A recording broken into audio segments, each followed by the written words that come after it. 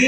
এই হাদিসের ভিতরে আল্লাহ রাসূল সাল্লাল্লাহু আলাইহি ওয়াসাল্লাম বলেন, যে ব্যক্তি তওবা করে সে এমন বেগুনাহগার হয় যেমন একটা শিশু জন্মগ্রহণ করছে যার কোনো গুনাহই নেই। সুবহানাল্লাহ। এখন তওবা করার সিস্টেম আছে। এক নম্বর, যদি বান্দার হক মানে আপনার টাকা নিয়ে আমি বড় লোক সালমান এফ রহমান দরবেশ বাবা না, দরবেশ বাবার কাজ যদি এই হয় তাহলে সাধারণ পাবলিকের কাজ কিরকম হবে?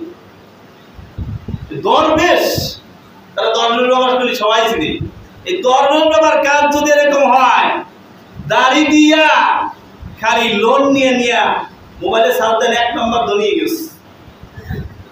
এই দরবেশ বাবার কাজ যদি এরকম হয় তাহলে সাধারণ পাবলিকের কাজ কিরকম হবে? এই টাকা কি তোর বাপের কামানোর টাকা?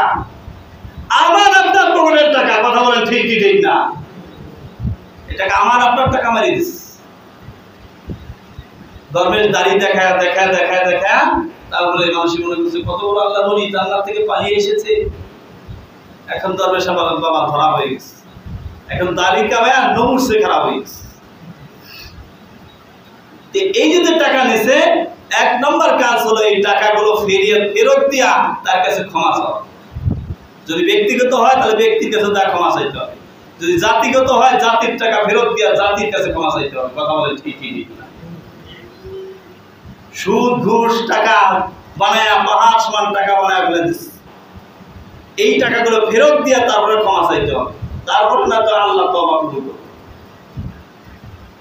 এরপর যদি তাকে প্রহার করে, আঘাত করে, এই আঘাতের বিপরীত আঘাত তাকে পাইতে হবে। তার কাছে যা বলতে হবে যে আমি যে তোমাকে অন্যায়ভাবে আঘাত করেছি সেই আঘাত তুমি আমাকে ফিরিয়ে দাও, আমাকে মারো কিন্তু আমাকে ক্ষমা করে দাও। তা না হলে আল্লাহ ক্ষমা করবেন না। ডিবি হারো এর একটা বর্ণনা রফিকুল ইসলাম মাদানী দিচ্ছিলেন। রফিকুল ইসলাম মাদানী ছিলেন না এই ছোট হুজুর, কেউ পিসি হুজুর বলে। আসলে আল্লাহ তাআলা ছোট করে রাখছেন, কিন্তু এলেম ওয়ালা, আমল ওয়ালা, ইখলাস ওয়ালা, ঈমান ওয়ালা ব্যক্তিত্ব। উনি বলেন, উনি একটা কথা ভাষণ দিয়েছিলেন, যে প্রধানমন্ত্রী দ্বীন আর ইসলাম মানবে না সেই প্রধানমন্ত্রীকে আমি মানব না। যে রাষ্ট্রপতি দ্বীন আর ইসলাম কোরআন আল্লাহকে মানবে না সেই রাষ্ট্রপতিকে আমি মানব। এই বয়ান দেওয়ার তরুণ তাকে ধরে হয় রাষ্ট্রদ্রোহী মামলা। তাকে ধরল ডিবি হারনের মাধ্যমে। তিনি বর্ণনা দিচ্ছিলেন, ভয়ঙ্কর বর্ণনা। সর্বপ্রথম আমারে নিয়া নেকেট উলঙ্গ করে ফেলাইল। ধরে বলেন নাউযুবিল্লাহ। একজন আলেমে দ্বীন। মনে রাখবেন, আলেমরা কখনো জাতির সাথে গাদ্দারি করবে না। সত্যের আলেম যে, ইতিহাস খুলে দেখেন, যুগে যুগে সবচেয়ে বেশি রক্ত আর জীবন দিয়েছেন আলেম ওলামা। কথা বলেন ঠিক না? সাধারণ পাবলিক দিয়েছেন। আরেকটা বিষয় মনে রাখবেন, খুব ভালো করে মনে রাখবেন, এই যে যাদের রক্তের বিনিময়ে আমরা স্বাধীন এই বাংলাদেশ পাইলাম, অধিকাংশ না, 100 ভাগের 100 ভাগই কিন্তু মুসলমান। কথা বলেন ঠিক না? কোন মানায়ন মরছে? ঠিক। ভাষা আন্দোলন, আমরা 1952 সালে ভাষা আন্দোলন পেয়েছি। এই ভাষা আন্দোলনও জীবন দিয়েছিলেন মুসলমানের সন্তান। কথা বলেন ঠিক না? রফিক, জব্বার, সালাম এরা কি কোনো মালায়নের নাম? কি বলেন কোন হিন্দুর নাম? এই ঢাকা বিশ্ববিদ্যালয় যখন হইল, সর্বপ্রথম এর বিরুদ্ধচারণ করেছিল কবি রবীন্দ্রনাথ ঠাকুর। তিনি বলছিলেন ঢাকা বিশ্ববিদ্যালয়ে তারা কি করবে? ঢাকা বিশ্ববিদ্যালয়ের বিরুদ্ধচারণ করেছিল এই রবীন্দ্রনাথ ঠাকুর। অথচ সেই বিশ্ববিদ্যালয়ে মালায়ানকে বেশি অধিকার দেওয়া উচিত ছিল, মালায়ানকে বাইরে দেওয়া। নবাব সলিমুল্লাহ এই ঢাকা বিশ্ববিদ্যালয় প্রতিষ্ঠা করলেন।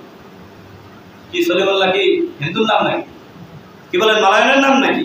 কোন খ্রিস্টানের নাম নাকি? মুসলমানের সন্তান। আজকে সেই মুসলমানের ছাত্ররা সেই অধিকার পায়। তো রফিকুল্লাহ মাদানী বলতেছেন, আমাকে পূর্ণ উলঙ্গ করা হইল।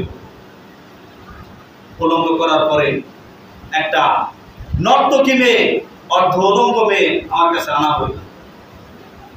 আমার মুখে, আমার হাতে বিড়ি তুলে দেওয়া হইল মারির চোটে।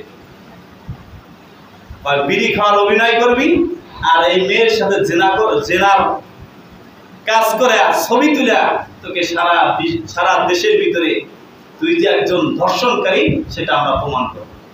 জোরে বলেন নাউজুবিল্লাহ। তখন রফিকুল্লাহ মাদানী বলতেছে, তখন আমি বললাম, আপনারা যে এই কাজ করতেছেন এটা কি টিভি হারুন জানে? তার নেতৃত্বে তো আমরা এই কাজ করতেছি। তারা তখন এটা বলল। তখন তিনি অঝরে কান্দে আল্লাহ বলে আল্লাহর কাছে দোয়া করলেন, আল্লাহ যেইভাবে একজন আলেমকে অপদস্থ করেছে আল্লাহ তুমি তার বিচার করো। আজকে সেই টিভি হারুন কোথায়?